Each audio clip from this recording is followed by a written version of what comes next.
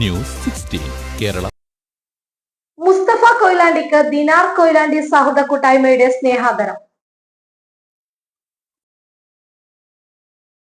പ്രവാസ ജീവിതത്തിൽ പ്രത്യേകിച്ചും മരുഭൂമിയിൽ ഒറ്റപ്പെട്ട് താമസിക്കുന്ന അറിയപ്പെടാത്ത കലാകാരന്മാരെ ആദരിക്കുന്നതിന്റെ ഭാഗമായി മാപ്പിളപ്പാട്ടിന്റെ രചനയിൽ തന്റേതായ കയ്യൊപ്പ് ചാർത്തിയ മുസ്തഫ കൊയിലാണ്ടിയെ അദ്ദേഹം താമസിക്കുന്ന അബ്ദലി ഫാം ഹൗസിൽ വെച്ച് ആദരിച്ചു.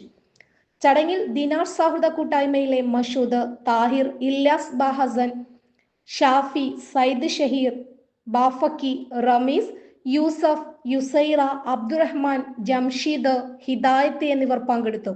ജംഷീദിന്റെ നേതൃത്വത്തിൽ ബഹുമാന്യനായ അബു തുർക്കിൽ നിന്നും മുസ്തഫ കൊയിലാണ്ടി മൊമന്റോ സ്വീകരിച്ചു. ശേഷം എല്ലാ ടീം അംഗങ്ങളും കൂടി ഷാൾ അണിയിച്ചു.